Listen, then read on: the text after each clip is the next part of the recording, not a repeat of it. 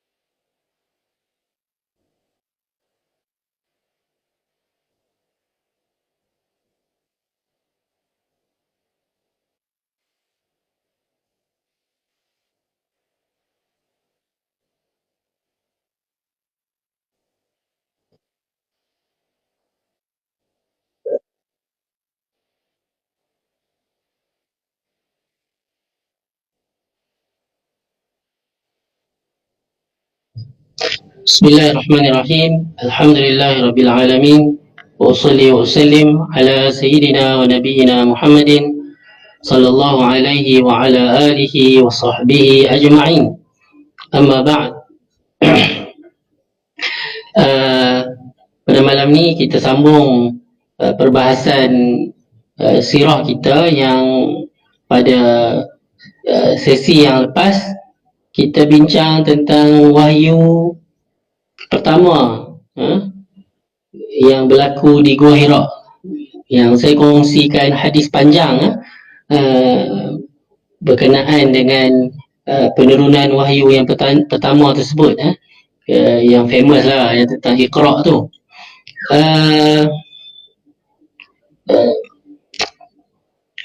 Kemudian apa yang berlaku setelah peristiwa tersebut. Ini ada perbahasan lah, panjang juga tengok perselisihan pandangan. Selepas tu berapa lama pula yang Nabi dapat wahyu? Ini menarik perbahasan ni. Saya tak maksud menarik perbahasan tentang berapa lama tu. Kenapa ada tempoh tu? Kenapa tak the next day ataupun hari yang berikutnya Jibril datang semula? Itu mungkin lebih menarik untuk kita bincangkan. Okey, pertama sekali kita kalau nak ulang balik yang lepas tu, bila berlaku apa yang berlaku di Gua Hira tu, Nabi balik dalam keadaan ketakutan. Memang siapa tak takut duduk seorang-seorang, tiba-tiba ada makhluk yang bukan macam manusia. Memang tak boleh nak dibayangkan. Kita pun tak pernah tengok, macam mana kita nak bayang kan. Kalau cerita hantu tu hantu, ni malaikat kan. Nak bayang malaikat ni macam mana.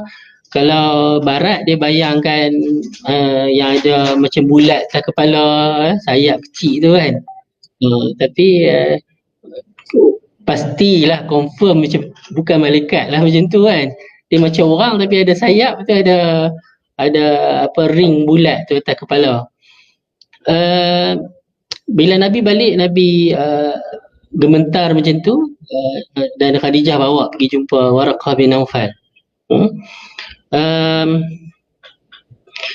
Kenapa peristiwa yang berlaku tu menjadikan Nabi sendiri pun takut, dan Khadijah pun tak pasti apa yang berlaku sebenarnya kan. Cuma yang penting selain daripada Nabi takut kerana Nabi manusia, dan Khadijah pula walaupun dia tak tahu apa yang berlaku, tapi dia punya sangka baik dan confidentnya bahawa apa yang berlaku terhadap Nabi SAW tu adalah bukan sesuatu yang untuk memburuk, satu kejadian buruk ataupun untuk menghukum Nabi, sebab Nabi adalah orang yang baik. yang uh, interestingnya makna adalah diturunnya malaikat, dapat macam wahyu ke apa kan, benda-benda uh, benda ni benda yang bukan menjadi perbahasan, perbualan ataupun kebiasaan orang Arab. Ya, kita akui bahawa orang-orang di Mekah ni keturunan Nabi Ismail ya, tapi itu dah berapa ratus tahun ya. Berapa ratus tahun, bahkan mungkin makan lebih daripada 1,000 tahun pun bukan mungkin, confirm lah lebih daripada 1,000 tahun. Jadi bila berlaku peristiwa macam tu memang benda yang pelik lah, benda yang tak biasa berlaku. Bahkan konsep kenabian tentang Nabi dapat wahyu, didatangi malaikat ni benda yang orang kata apa, bukan benda yang orang bincang. Bahkan mungkin tak terlintas pun dalam mana-mana pemikiran orang bahawa satu masa nanti dalam kalangan orang Mekah tu akan didatangi malaikat dapat wahyu dan sebagainya. Tak mungkin lah. Jadi itu benda baru. Tapi bila bawa kepada Waraqah, mungkin Khadijah Khadijah radhiyallahu anha ni, dia tahu bahawa dia sebab dia ada sepupu dia kan, sepupu dia mungkin pernah bersembang-sembang, mungkin dia tahu bahawa sepupu dia ni pernah cerita pada dia tentang agama tu ada kitab suci ya, ada nabi, kitab suci tu dibawa disampaikan oleh malaikat. Jadi mungkin Khadijah dia boleh relate benda tu. Nampak tak? Itu yang orang kata apa, kalau Khadijah tak ada experience tu, Khadijah pun mungkin nak pergi cari siapa. Zaman jahiliah tu kemungkinan besar orang akan pergi cari apa? Orang akan pergi cari bomo dukun lah. Kemungkinan Khadijah akan pergi cari tok bomo ke dukun ke apa. Jahiliah kan hebat juga benda-benda macam ni ya dalam kalangan mereka, tapi Khadijah bawa pergi cari Waraqah bin Naufal. Jadi maknanya Khadijah pun dengan Waraqah tu kira sepupu belah bapa, Ibnu Am. Ini rapat lah. Kalau bagi orang Arab itu adalah hubungan yang rapat dan menjadikan Khadijah pernah dengar lah cerita daripada Waraqah tu sehingga orang kata apa, Khadijah bawa pergi jumpa Waraqah bin Naufal. Okey. Kemudian lepas peristiwa tu, maksudnya Nabi tahu, macam inilah maklumat yang Nabi dapat daripada Waraqah bahawa dia didatangi malaikat. Jadi dia adalah seorang rasul. Benda baru bagi Nabi. Jadi Nabi duk tunggulah kalau betul malaikat, kenapa esoknya tak datang? Sehingga diriwayatkan Nabi patah balik pergi Gua Hira tu, naik atas apa? Bukit Nur tu ataupun Jabal Nur. Tunggu malaikat mai. Maknanya Nabi memang orang kata apa, nanti-nantilah apa what's next. Jadi di sini hikmah dia wallahu a'lam dibincangkan oleh para sarjana supaya membuatkan Nabi sendiri pertama persediaan kepada Nabi, supaya bagi Nabi sendiri memang orang kata apa, nanti perkara tu, bukanlah dalam keadaan Nabi tak ready, yang semalam pun tak habis ketak lagi, mai pula esok mai ketak pula kan. Jadi itulah Allah meraihkan manusianya Nabi SAW tu manusianya Nabi tu, manusiawi dia tu dia tak boleh kejutkan benda tu macam tu. Okey. Tapi berapa tempoh Nabi tu nanti tu, ada yang sampai kata bertahun, itu merepek lah sampai bertahun kan. Ada yang berbulan-bulan. Tapi kalau saya cenderung lah pandangan bahawa 2 minggu ke sebulan lah. Peristiwa berlaku pada Ramadan. Peristiwa di Gua Hira tu memang sepakat. Boleh kata sepakat lah. Walaupun ada pandangan-pandangan yang kecil tentang dia bukan di Ramadan. Tapi tak boleh diambil kira lah pandangan tu. Berlaku di Ramadan maknanya dia dalam bulan Syawal. Dalam bulan Syawal, Nabi ada hadis yang Nabi kongsikan yang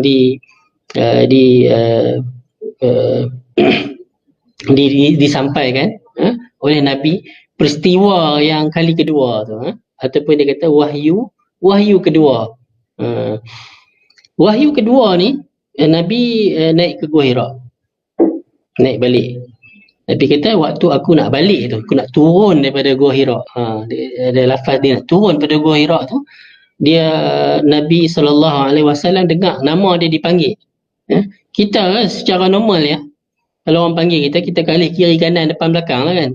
Kita tak pernah lah kita bila orang panggil kita kalih atas, melainkan duduk kawasan apa? Duduk kawasan rumah flat ke apartment ke kan, kita kalih atas lah kan. Tapi zaman tu Nabi bila dengar tu tengok tak ada. Tapi bila dengar lagi suara apa ni yang memanggil nama Nabi, rupanya daripada atas. Nabi tengok dalam lafaz tu Jibril yang datang kepada Nabi di Gua Hira tu berada di antara, maksudnya antara langit dengan bumi, maksudnya tengah-tengah tu. Siapa tak takut? Di sini pun menunjukkan sekali lagi Nabi memang manusia, Nabi takut. Yalah, memang kalau orang dia berani macam mana pun, tapi peristiwa macam tu kita tak boleh nak bayang. Boleh bayang kita nampak satu benda, satu makhluk yang bukan, tak boleh bayang. Saya pun rasa orang kata apa, satu benda yang pelik lah. Jadi Nabi lagi sekali Nabi balik rumah, memang Nabi suruh selimut, memang takut. Jadi peristiwa Nabi kena selimut ni, maksud ketak takut ni, balik Gua Hira sekali, yang Iqra tu dengan yang ni sekali, yang dia dengar suara dia, nama dia dipanggil dan dia melihat malaikat yang Jibril di antara langit dan bumi. Kemudian waktu itulah Jibril ikut balik lah. Waktu itulah Jibril kata, ya ayyuhal muddathir qum fa'anzir wa rabbaka fakabbir wa thiyabaka fatahhir wa rujza fahjur wa la tamnun tastaksir wa li rabbika fasbir. 7 ayat tu. Saya rasa menarik kalau nak kongsi tafsir 7 ayat tu, tapi kita bukan perbincangan tafsir lah kan. Tapi ayat ni menunjukkan ya ayyuhal muddathir, wahai orang yang berselimut, qum fa'anzir, bangun. Jadi di sini dia ada satu arahan dah, tentang suruh bangun, fa'anzir. Menariknya wahyu pertama pun arahan, wahyu kedua pun arahan. Wahyu pertama Iqra, baca, fi'il amar. Wahyu kedua pun qum, ya ayyuhal muddathir qum fa'anzir, bangun. Maknanya dia kalau dari sudut literal macam tu, tapi simbolik pun boleh menunjukkan bahawa wahai orang yang berselimut, wahai orang yang mungkin selama ni tak kisah pun pasal menyeru orang kepada iman dan sebagainya, ini dah habis dah waktu nak bersenang lenang macam tu lah kan. Boleh juga nak tapi saya cenderung bahawa peristiwa tu memang bukan Nabi selama ni duduk lena, tiba-tiba malaikat suruh bangun pergi buat kerja dakwah ke apa sebagainya. Nabi bukan jenis orang duduk lena, dia sesuai dengan peristiwa waktu tu Nabi takut, jadi Nabi suruh selimut, bukanlah macam orang rajin duduk lena kan, sampailah malaikat mai dia suruh bangun, tak, bukan macam tu maksud dia. Dan Nabi pun macam kita cerita sebelum ni, sebelum dia jadi Nabi pun dia memang orang kata apa, orang yang berkhidmat, YB kan, yang berkhidmat, dan memang suka tolong orang, suka membantu orang, menegakkan kebenaran dan sebagainya, jamu orang makan kan, macam Khadijah sebut tu. Jadi arahan ni supaya Nabi di sinilah baru Nabi nampak, dia ada macam Iqra bismi rabbikal ladzi khalaqal insana min 'alaq tu, macam dia tak ada bentuk arahan kerja macam ni macam Nabi nampak bunyi dia pun pendek-pendek kan. Ya ayyuhal muddaththir qum fa'anzir wa rabbaka fakabbir kan. Wa thiyabaka fatahhir. Jadi semua tu. Uh, itulah rasa tak puas kalau tak kongsi tu, tapi tuan-tuan boleh rujuklah tafsir surah Al-Muddathir tu. Kemudiannya lepas tu turun pula ya ayyuhal muzammil kemudiannya qumil layl ya ayyuhal muzammil kan, pun pengguna perkataan qum juga, bangun.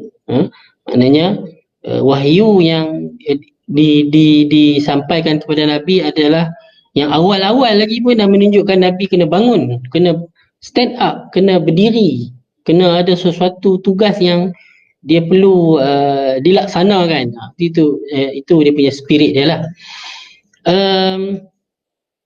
Bila sebut wahyu, saya tertarik jugalah, walaupun saya yakinlah ramai yang pernah bahaskan tentang, dengar perbahasan tentang apa yang dimaksudkan dengan wahyu.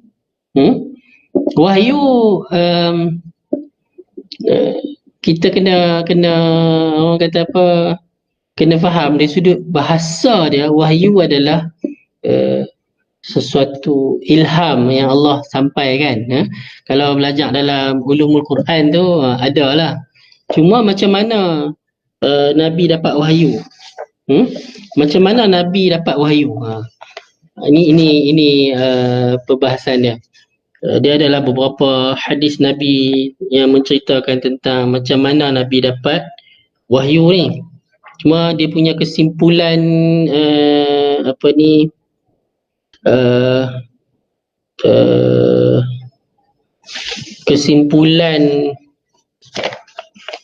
kesimpulan ya, ringkasnya macam mana Nabi dapat wahyu daripada Allah. Tak kira lah bukan Nabi, Nabi Muhammad, semua Nabi dia ada dua cara. Satu melalui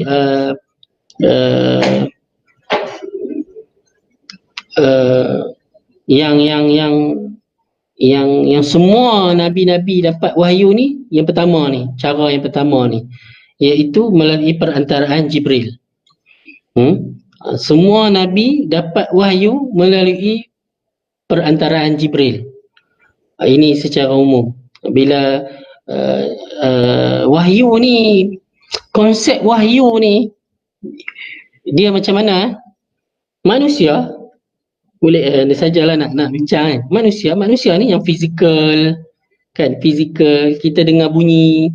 Kalau ada benda bunyi, kita dengarlah bunyi dalam frekuensi yang manusia mampu dengar kan.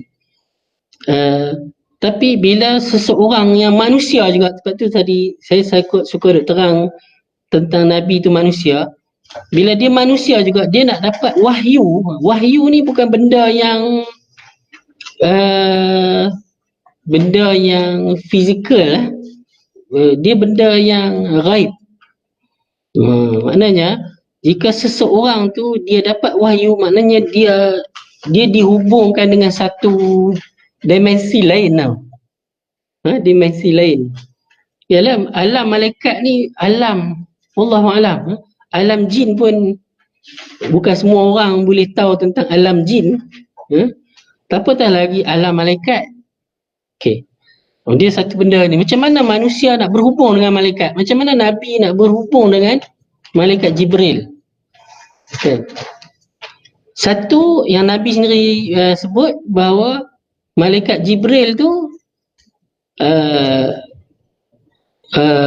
tampil dalam rupa paras fizikal susah kata, dalam bentuk asalnya. Itu pastilah susah untuk manusia menerima sesuatu daripada makhluk yang lain. Itu memang sukar. Satu lagi, Jibril tak menunjukkan rupa dia, tapi dia menyampaikan wahyu tu dalam bentuk suara yang kalau Nabi sebut dia bunyi macam loceng.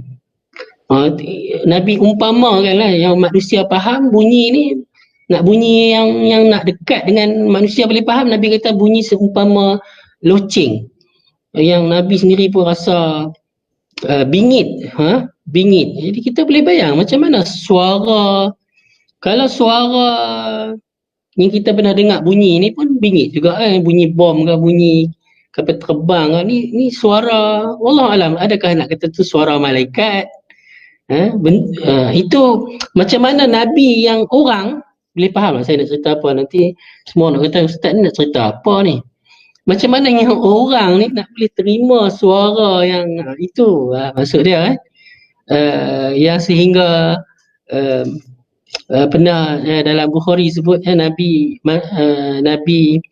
uh, duduk sebelah sahabat, paha Nabi tu atas paha, macam kita duduk sila rapat-rapat ni kan, atas paha sahabat seorang lagi. Masa tu bila turun wahyu, uh, Nabi punya tekan kaki, maksudnya beratnya kaki Nabi duduk atas, beratnya paha Nabi tu, kaki Nabi tu duduk atas kaki dia sampai dia rasa macam nak patah kaki dia, punya berat dia kan. Kita tak boleh nak bayang, Nabi seorang yang rasa benda tu kan.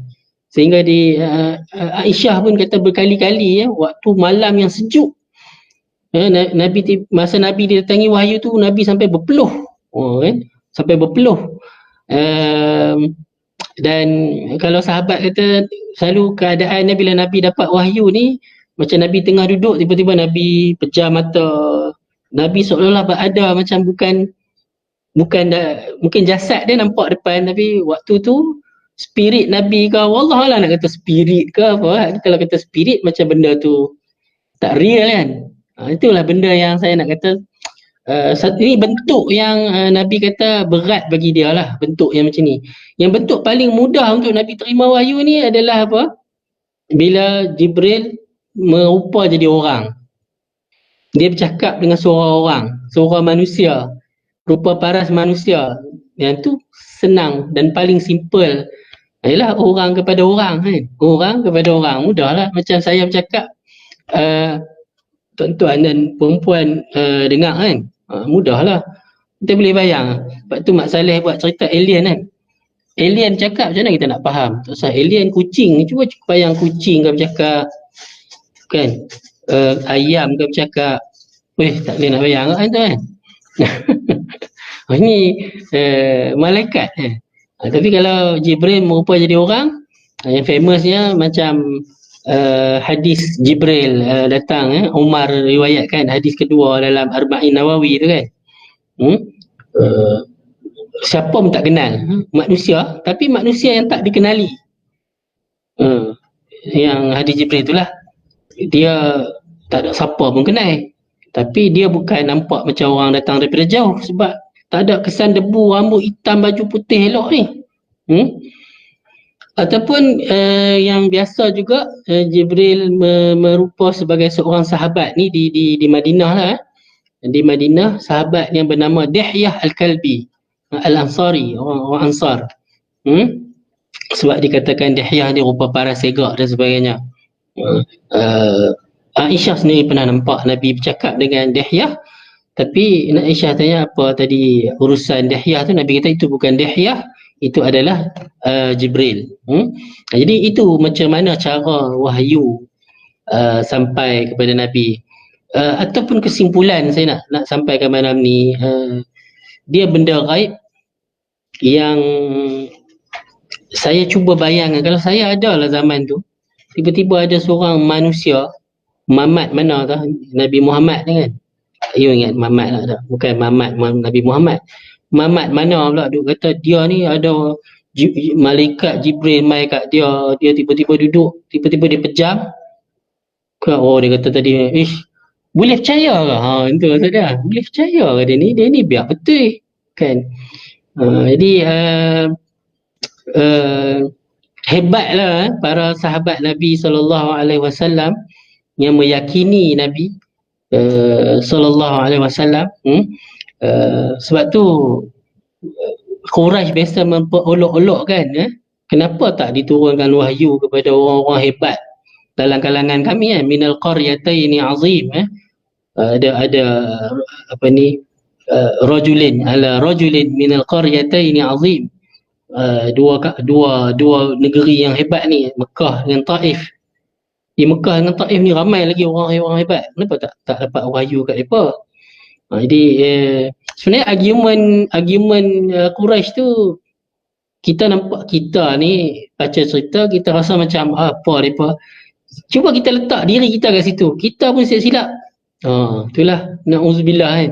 Kita pun silap-silap kata ayat yang sama lah. Kita pun silap-silap kata ayat yang sama. Dia benda yang ghaib, benda yang ghaib, yang memang nak percaya tu memang kita kena kenal orang tu, hati budi dia sungguh. Sebab itulah Khadijah alaihissalam, dia kenal Nabi, dan dia walaupun dia belum faham, dia belum tahu, dia terus percaya kepada Nabi sallallahu alaihi wasallam. Itu pun dah cukup untuk dia percaya kat Nabi. Macam mana yang as-sabiqun al-awwalun, macam mana Abu Bakar boleh percaya kat Nabi? Bukan Nabi bagi bukti apa pun. Nabi tak ada tunjuk mukjizat apa lagi time tu kan. Tapi orang-orang yang as-sabiqun al-awwalun, yang beriman dengan Nabi ni, memang orang yang percaya kepada batang tubuh Nabi tu. Batang tubuh Nabi tu. Sebab dia memang perkara yang bukan benda biasa, bukan benda biasa. Okey. Bila kita cakap antara ni ada perbahasan dia lah. Nabi dapat Iqra', lepas tu Nabi dapat Muddathir kan. Antara Nabi dengan Rasul kan? Antara Nabi dengan Rasul, dia ada perbahasan. Apa beza Nabi dengan Rasul? Jadi sebab tu ada yang kata masa turun Iqra' tu Nabi jadi Nabi, bila turun Ya Ayyuhal Muddathir tu Nabi jadi Rasul. Ada pandangan yang macam tu. Adakah istilah Nabi dan Rasul tu istilah yang membawa makna yang berbeza? Ada membawa makna yang berbeza. Ada setengah pandangan yang mengatakan tak ada beza. Tak ada beza. Sama aja, Nabi itu Rasul, Rasul tu Nabi. Tak ada beza. Tapi pandangan ni memang jauh lah, sebab banyak nas ataupun dalil yang menunjukkan ada perbezaan di antara Nabi dan Rasul. Sebab bila sahabat tanya kat Nabi, berapa orang Rasul, Nabi sebut 310 lebih-lebih. Maksudnya 300 belas-belas. Ditanya pula berapa orang Nabi, Nabi kata 124,000. Hadis tu dinilai sahih lah. Jadi menunjukkan ada beza lah antara Nabi dan Rasul ke tidak. Nabi mestilah rangkumkan sekali jumlah tu kan. Kenapa Nabi perlu bezakan Rasul ada sekian banyak, Nabi ada sekian banyak? Kalau Nabi dengan Rasul tu benda yang sama, Nabi kata Nabi dengan Rasul sama semua sekali jumlah sekian. Nabi patut jawab macam tu lah kan. Jadi pandangan bahawa tidak ada beza antara Nabi dan Rasul tu pandangan yang tertolak lah. Satu lagi dalam surah Al-Hajj ayat 52, bila Allah kata wa ma arsalna min qablika mir rasulin wala nabiyyin. Surah Al-Hajj ayat 52. Allah kata wa ma arsalna min qablika, dan tidaklah kami mengutuskan sebelum kamu wahai Muhammad, mir rasulin wala nabiyyin, tidak kami utuskan sebelum kamu wahai Muhammad rasul dan nabi. Tidak kami utuskan nabi dan rasul melainkan kami memberinya wahyu. Surah Al-Hajj ayat 52. Betul ya sambungan dia macam tu saya nak cari ayat surah Al-Hajj ayat ni. Masalah tengok kat Facebook ni kan dia tak boleh berinteraksi kan. Tak dia wa ma arsalna min qablika min rasulin wala nabiyyin. Maksudnya menunjukkan bila bahasa Arab, bila sebut dua macam tu, dia tak mungkin membawa makna yang sama. dia ada perbezaan dia lah kat situ. Okey. Kalau ada beza, apa beza Nabi dengan Rasul? Kan? Kita setuju bahawa ada perbezaan istilah antara Nabi dan Rasul. Pendapat pertama ini pendapat yang popular lah. Yang popular itu Nabi tak dakwah. Nabi ni dia dapat wahyu tapi dia tak disuruh berdakwah untuk diri dia. Rasul dia dapat wahyu tapi untuk disampaikan. Okey. Pendapat popular ni dia ada problematik lah, dia ada masalah lah kat sini. Orang putih kata apa, doesn't make sense. Apa yang doesn't make sense? Pertama, dalam ayat surah Al-Hajj tadi sendiri pun Allah kata bahawa ma arsalna, dan tidaklah kami utuskan. Utus ni kita ni hang tolong pergi, kita utus orang, kita hantar orang pergi kat seseorang lain mesti untuk sampaikan benda apa yang kita suruh dia sampai. Wa ma arsalna min qablika mir rasulin wala nabiyyin. Kalau dah Allah sendiri kata kami tidak utuskan rasul dan nabi, maksudnya nabi dengan rasul dua-dua diutuskan untuk menyampailah. Ayat tu sendiri dah menolak bahawa nabi tak perlu sampaikan. Kalau tak perlu sampaikan, kenapa Allah utuskan? Allah menggunakan perkataan kami utuskan. Kemudian itu dari sudut ayat Quran. Dari sudut orang kata apa, hadis, hadis panjang lah, hadis popular lah, yang tentang hadis Ukasyah tu, bila Nabi kata dia melihat bahawa ada Nabi ni ramai orang, ada Nabi tu bersama dengan dia sikit, sekumpulan orang, ada 5 orang, ada 2 orang, ada Nabi yang tak ada orang. Maknanya menunjukkan bahawa orang kata apa, ada Nabi yang memang dia tak ada orang ikut dia lah, tapi dia mestilah menunjuk hadis tu, maksudnya kalau Nabi ni tak perlu ada pengikut,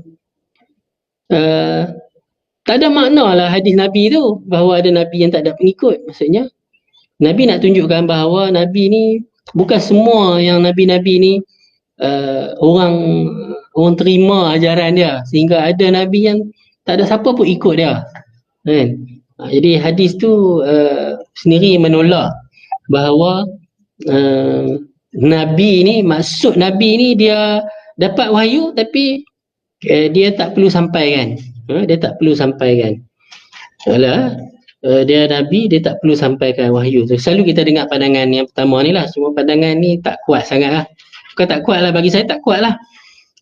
Dari sudut akal pun, sekarang kita katakan ulama' ke, bukan takat ulama', dalam Quran Allah sebut ulama' lah kan, siapa yang menyembunyikan ilmu kan. Allah melaknat orang yang menyembunyikan ilmu kan. Bukan takat ulama', orang biasa pun dia kena buat dakwah. Balighu anni walau ayah kan. Orang biasa, ulama' pun kena buat dakwah. Apatah lagi orang yang dapat wahyu tiba-tiba disimpan kat dia kan. Dia sendiri dapat wahyu daripada Allah melalui malaikat dan sebagainya, tiba-tiba untuk diri dia. Not make sense lah. Bahawa pendapat bahawa Nabi tak perlu dakwah, Rasul kena dakwah. Ya, kita katakan tadi bahawa ada beza, tapi bukan itu perbezaannya. Pandangan ni pandangan yang tak kuat. Satu lagi pandangan macam make sense, macam orang kata apa, masuk akal juga, tapi pandangan ni pun ada masalah, iaitu pandangan bahawa apa beza Nabi dengan Rasul? Nabi ni dia tidak ada syariat, dia ikut syariat Rasul sebelum dia. Rasul dia dapat syariat baru, maksudnya dia ada law, dia ada nizam, dia ada syariat lah maksud dia kan. Allah bagi kepada dia syariat yang perlu ada, macam Nabi Muhammad dia ada syariat dia, nabi-nabi sebelum nabi dia ada syariat nabi-nabi lain. Maksud syariat yang baru Jadi beza nabi dengan rasul, nabi dapat syariat, dapat syariat, rasul dapat syariat yang baru, nabi tak ada syariat apa yang baru. Wahyu dia tu lebih kepada suruh orang panggil, suruh buat baik, suruh jadi orang soleh, suruh berzikir ke doa ke sebagainya macam tu lah kot Tapi dia tidak ada apa-apa syariat yang baru. Make sense, tapi pandangan ni pun juga ada orang kata apa, problematik juga. Problematik. Kenapa? Kalau kata Nabi tak ada syariat. Nabi tak ada syariat. Sedangkan kita katakan bahawa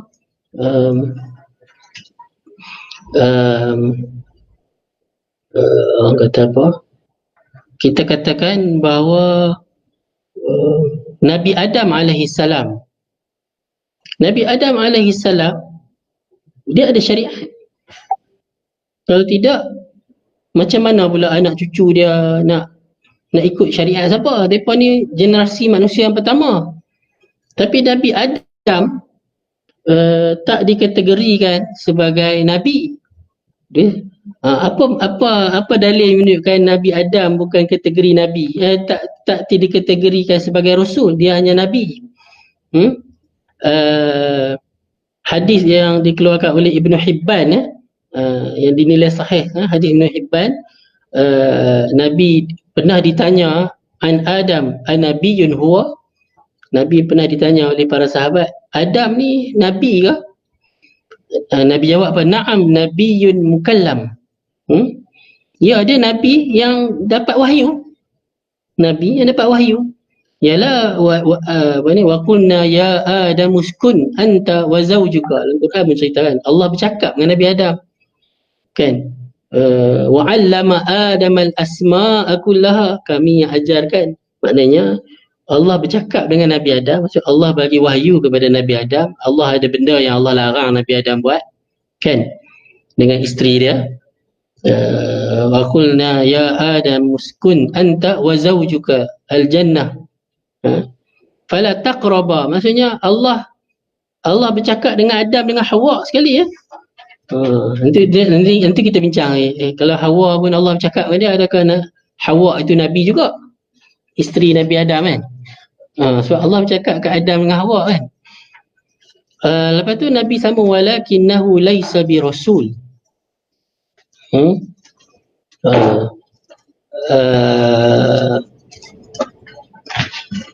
Dan itu tak berapa clear cut lagi lah. Yang lebih clear hadis yang sahihain, hadis sahihain, hadis panjang, hadis tentang syafaat. Yang dalam Bukhari ada, dalam Muslim ada, tentang hadis tentang syafaat. Bila hari kiamat nanti umat manusia ni pergi cari nabi-nabi ni minta syafaat. Disebutkan manusia pertama sekali dia kata apa? Nabi sebut mereka akan pergi ke Nabi Nuh. Yadhhabuna ila Nuhin fayaqulun. Mereka pergi jumpa Nabi Nuh, mereka kata anta awwalu rasulin ba'athahu Allahu ila ahli al-ard. Ini clear sikit kat sini. Kamu adalah rasul yang pertama yang Allah utuskan kepada penduduk bumi. Sedangkan kita tahu bahawa sebelum Nabi Nuh ada Nabi Adam. Bahkan ada pandangan bahawa sebelum Nuh ada Idris. Walaupun ada perbezaan pandangan situ. Tapi Adam, kalau kita ambil pandangan kata Adam, Idris, Nuh. Jadi Adam dengan Idris bukan rasul ke?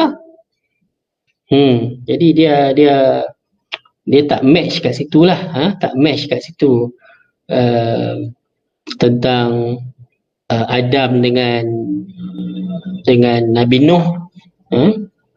Bahawa kalau kata Nabi Adam Nabi, tapi Nabi Adam dapat syariat. Wa 'allama Adam al-asma'a kullaha, antaranya mestilah syariat. Kan? Jadi tertolaklah bahawa Nabi ni tak ada syariat, dia ikut syariat Nabi sebelum dia, sedangkan sebelum Nabi Adam tak ada manusia, tak ada Nabi lain kan, tak ada Rasul pun. Jadi pandangan ni macam tu juga Nabi ni, antara Nabi Sulaiman dengan Nabi Daud alaihi salam. Nabi Daud bapa kepada Nabi Sulaiman, tapi kedua-duanya Rasul. Kedua-dua Nabi Daud dengan Nabi Sulaiman Rasul, diutuskan. Bahkan Nabi Sulaiman tu dia kepada jin juga, sehingga mereka dapat kerajaan, mereka jadi raja. Jadi confirm lah kedua-duanya Rasul. Dan juga dalam Al-Quran memang menunjukkan ayat yang jelas menunjukkan bahawa Nabi Daud dengan Nabi Sulaiman adalah kedua-duanya Rasul. Sedangkan Nabi Sulaiman ni anak Nabi Daud. Jadi kalau Nabi Sulaiman yang Rasul,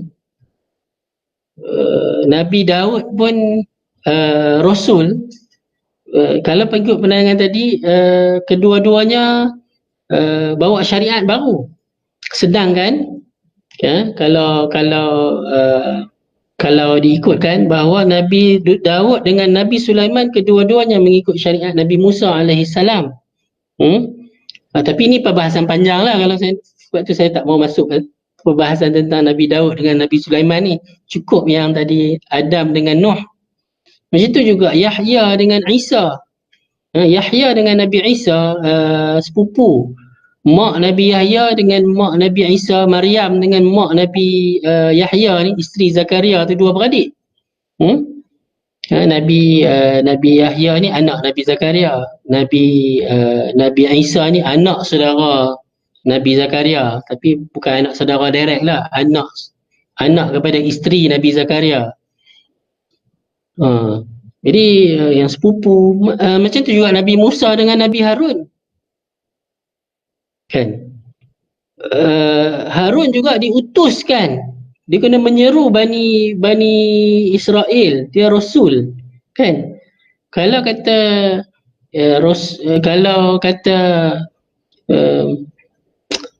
Rasul ni Nabi tak bawa syariat, Rasul Nabi ni kan, dia ada konflik kat situ lah.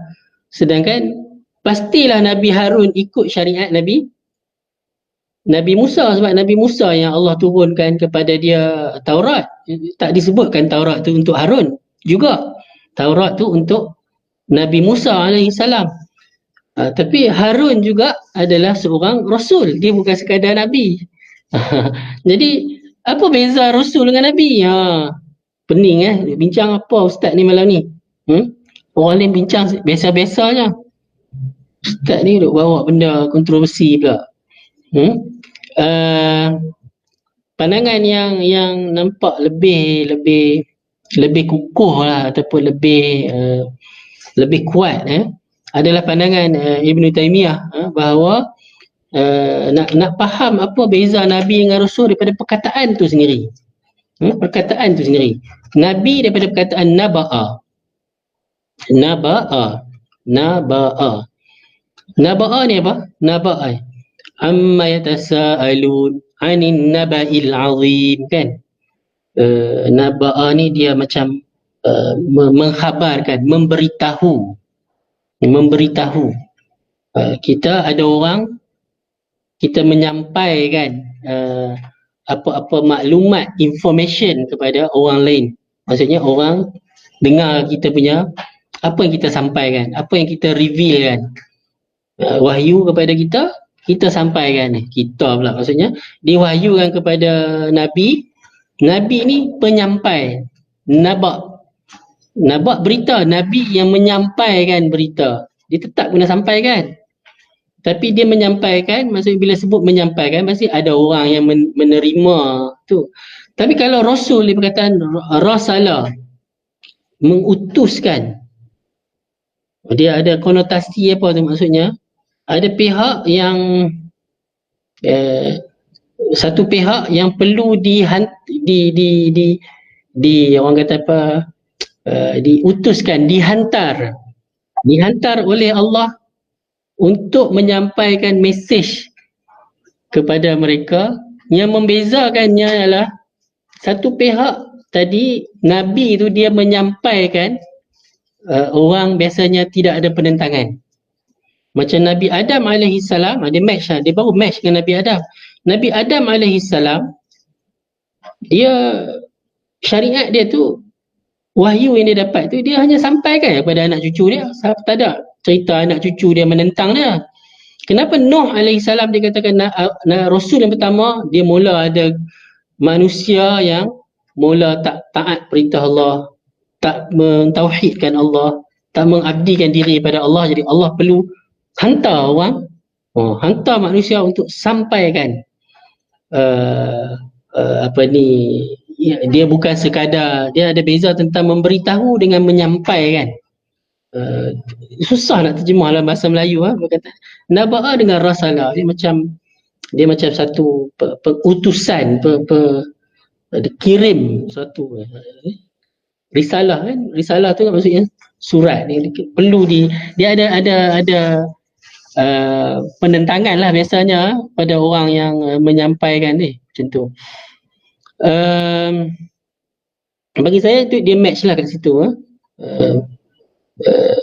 Sebab itulah Nabi Harun juga dikira sebagai Rasul, sebab dia memang Allah utuskan.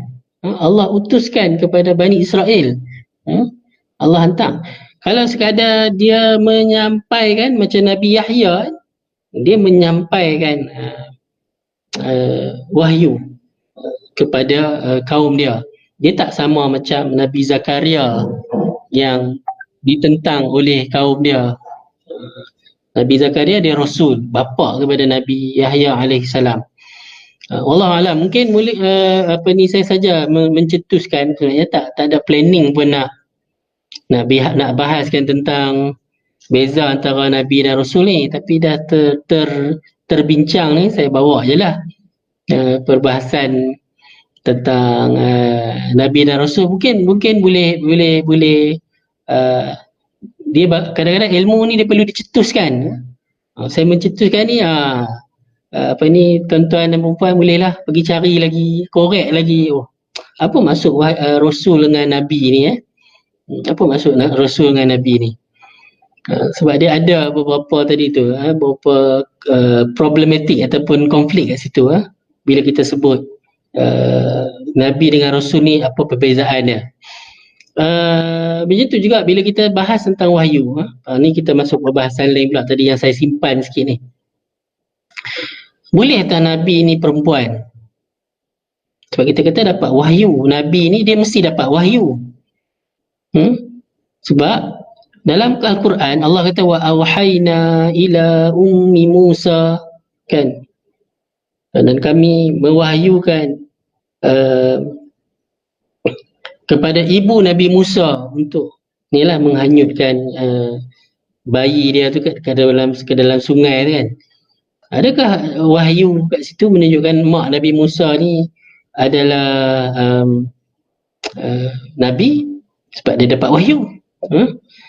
Jadi sebenarnya kalau ambil pandangan bahawa Nabi ni dia hanya untuk diri dia tak perlu sampaikan, make sense bahawa Nabi ni boleh juga wanita. Sebab dia dapat wahyu tapi dia tak perlu sampaikan. Jadi wanita pun boleh jadi Nabi. Macam tu juga Maryam. Maryam ni lagi clear, inna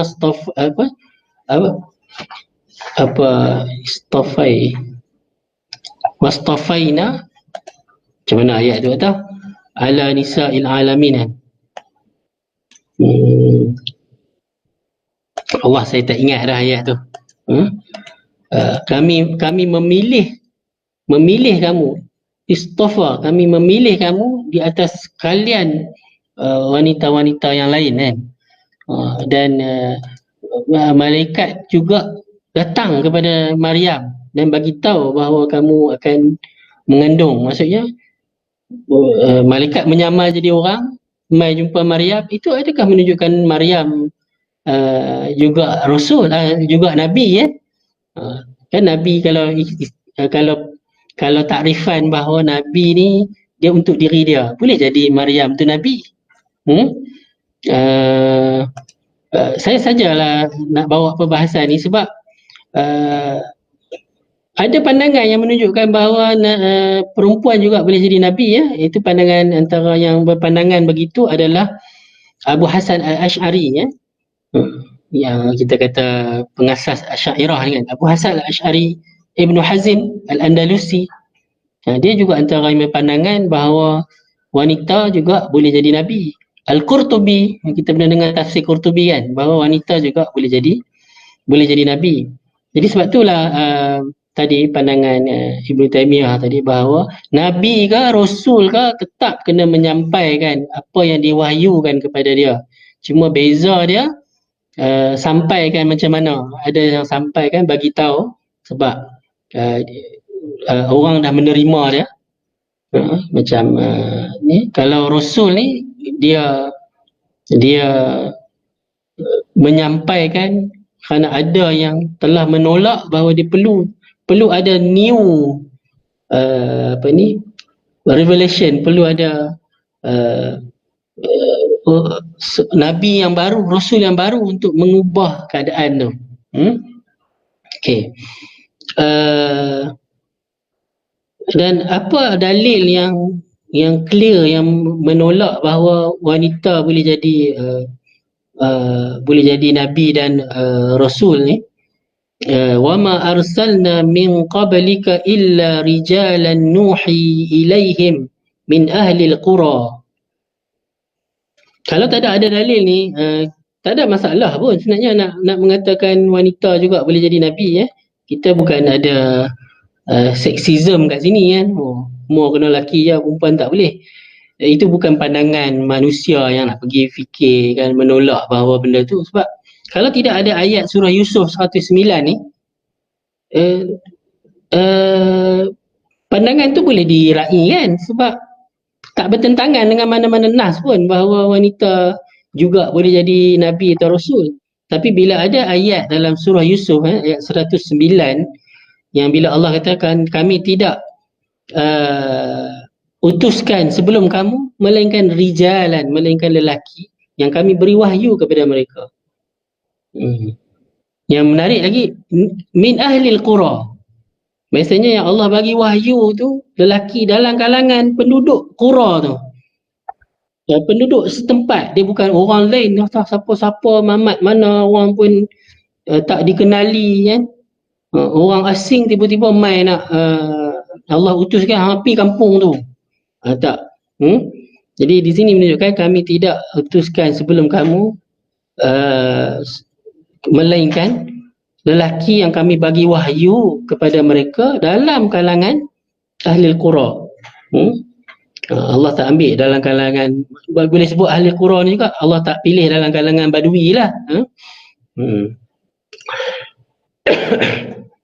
Okey, saya pun tengok malam ni kita bincang pasal wahyu lah, sebab Nabi dapat wahyu tu, wahyu yang kedua ni nak 10.30 dah pun kan. Saya tutuplah dengan ada benda nak kongsi, tapi tadi perbincangan pasal Nabi dengan Rasul tu panjang sangat, kita dah ambil masa kat situ poin yang saya nak kongsi malam ni last, itu kenapa manusia perlukan Rasul. Kenapa manusia perlukan Rasul? Simple je soalan dia kan. Kenapa manusia perlukan Rasul?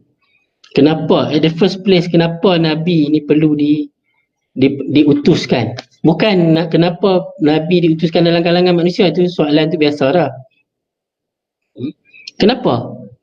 Sebab Allah cipta manusia, Allah buat manusia di atas muka bumi ni, dia beza dengan makhluk lain. Makhluk lain Allah cipta dan Allah langsung guide tanpa perantara. Macam Allah ciptakan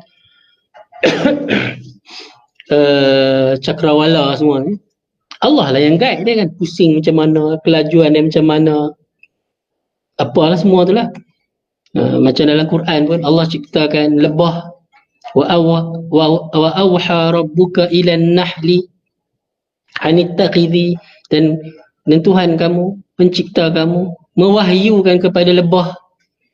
Di situ pun menunjukkan bahawa haiwan-haiwan ni Allah telah wahyukan, maksudnya Allah telah memberi wahyu di situ ilham lah, maksudnya Allah yang sampaikan direct apa yang dia perlu buat, macam mana dia nak buat, macam mana dia nak hidup. Itu haiwan. Tapi manusia Allah dia cipta, dia ada hikmah dia. Yang malaikat pun awal-awalnya pelik, kenapa Allah nak jadikan manusia di atas muka bumi ni, kan? Sedangkan kalau bagi kami yang malaikat, kami kan boleh taat je. Allah boleh cipta je makhluk macam malaikat yang taat, buat je semua yang Allah suruh, kan? Itulah hikmah yang Allah sendiri yang lebih tahu, kan? Apa semua di sebalik ni. Allah ciptakan makhluk manusia ni dan termasuk jin, yang Allah bagi dia pilihan untuk dia pilih, fa'alhamaha fujuraha wa taqwaha, kan? Pilih yang mana yang baik, yang mana yang buruk. Tapi bila Allah bagi manusia ni boleh pilih, Allah tak orang kata pelepas macam tu, ya, pandai-pandai hampa lah, kan? Hampa pandai-pandai hampa lah. Tapi Allah kena guide, Allah bagi guidance. Jadi ultimate guidance dan ultimate truth ni hanya daripada Allah Subhanahu Wa Taala lah. Bukanlah cari sendiri. Kalau cari sendiri memang manusia tak dapat, orang kata apa, orang kata boleh orang kata lurus lah kehidupan dia tu. Sebab itulah kita pun duk minta daripada Allah, ihdinas sirata al-mustaqim, kan? Sebab memang kita minta daripada Allah. Allah sendiri suruh kita minta kepada dia hari-hari, ya. Minta petunjuk, minta guidance, minta tentang kebenaran. Jadi sebab itulah pentingnya Rasul. Sebab itulah orang-orang yang mendustakan Rasul ni, maksudnya dia telah orang kata apa, menafikan satu guidance, satu panduan daripada yang menciptakan kita sendiri. Dan dia boleh bayanglah, Allah cipta kita dan Allah bagi panduan macam mana kita nak menjalani hidup ni. Tiba-tiba kita yang telah tercipta ni tak mau menerima panduan dan guidance tu. Jadi memang dia jadi huru-hara lah kat situ. Bahkan dia juga menafikan Rasul ni, dia bermakna kita telah menghina Allah Subhanahu Wa Taala. Kenapa kita kata menghina Allah? Sebab dalam surah Al-An'am, Allah kata dalam surah Al-An'am ayat 91, wa ma qadarullaha haqqa qadrih idh qalu ma anzalallahu ala basharin min syai'. Mereka ni tidak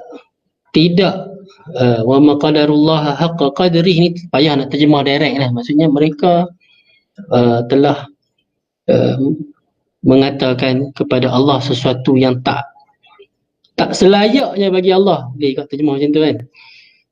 Apa yang mereka kata, Allah ni tak buat turun apa pun kat manusia. Jadi Rasul ni adalah perantara antara Allah dengan manusia untuk menyampaikan apa yang Allah nakkan kepada manusia. Jadi kalau orang yang menolak bahawa Rasul ni wujud, maka Allah sendiri kata wa ma qadarullaha haqqa qadri. Mereka telah menghina Allah. Kalau boleh difahami juga, wa ma qadarullaha haqqa qadri ni macam mereka telah menghina Allah, telah memperlekehkan Allah. Telah memperkecilkan keagungan dan kehebatan Allah Subhanahu Wa Taala. Macam itulah. Wallahu a'lam. Mudah-mudahan ada manfaatnya pada malam ni, yang saya rasa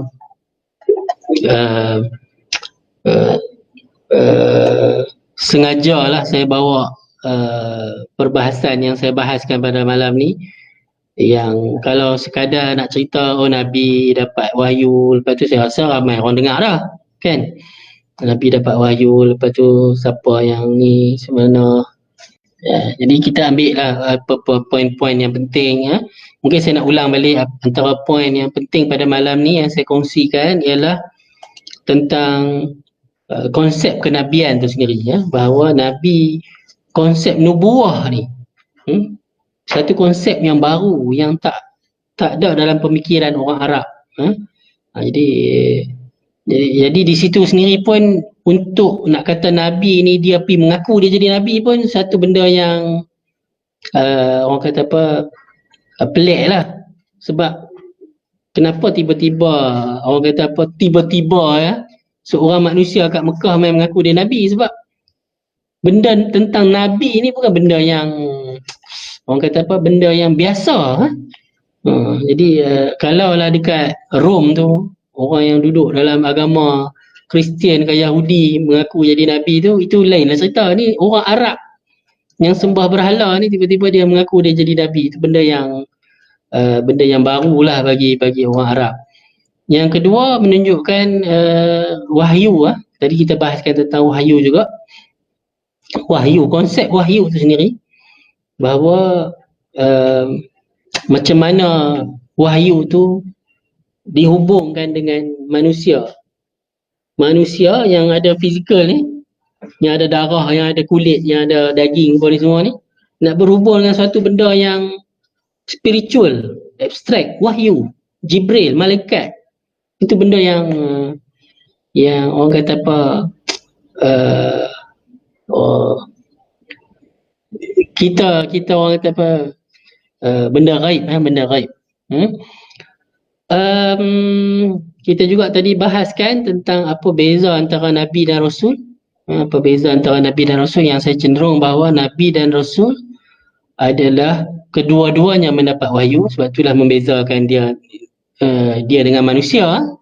Apa yang membezakan dia adalah Nabi atau Rasul adalah kerana dia dapat wahyu. Kedua-dua Nabi dan Rasul dapat wahyu. Dan dia perlu menyampaikan.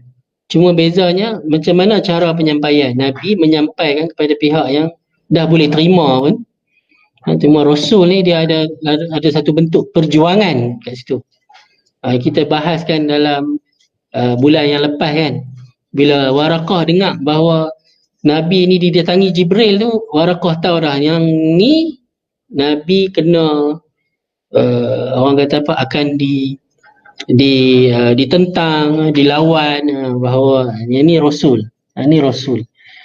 Kalau Nabi tu dia tidak ada penentangan dan kecaman dan sebagainya. Saya juga bahaskan tadi apa tentang adakah Nabi ni boleh juga dalam kalangan wanita? Perbahasan tu tak boleh lah. Nabi dan Rasul bukanlah dalam kalangan wanita, tapi dia hanya lelaki, berdasarkan ayat dalam surah Yusuf ayat 109. Dan last kali, kenapa manusia perlukan seorang Rasul? Kenapa kena ada Rasul? Kalau tak ada Rasul, Allah tak hantar Rasul, apa akan jadi kepada kita? Kita akan terputus daripada rahmat Allah lah. Sebab itulah Allah kata tak ada sebab lain kami utuskan Rasul melainkan rahmatan lil alamin. Rahmat yang paling besar ni adalah mendapat guidance, petunjuk daripada dia. Itu rahmat paling besar. Kalau tidak, kita hidup dalam kegelapan, huru-hara, tak tahu mana betul, mana salah. Kan? Serabut. Jadi hidup tak ada makna. Wallahualam. Terima kasih banyak Ikram Sepang yang menganjurkan program ni. Mudah-mudahan bulan depan kita bincang tentang dakwah Nabi di peringkat awal. Dakwah Nabi di peringkat awal, orang-orang yang pertama masuk Islam dan sebagainya. Aku qauli hadza wa astaghfirullah li wa lakum. Jazakallah khair Ustaz Dr. Syazali kerana menyampaikan sirah Rasulullah pada malam ni. Nampaknya memang jalannya lagi masih jauh lah kan, sebab kalau dah siri ke-8 pun kita baru sampai sini kan. Jadi sangat menarik lah untuk kita nantikan pada sesi yang seterusnya insya-Allah. Jadi jika tiada aral melintang, kita akan anjurkan juga kuliah sirah kita pada bulan hadapan insya-Allah. Tarikh dan poster akan dikeluarkan kemudian. Terima kasih kepada Ustaz Dr. Syazali kerana meluangkan masa pada malam ini. Jadi kita tangguhkan dulu majlis kita dengan tasbih kifrah dan suratul Asr.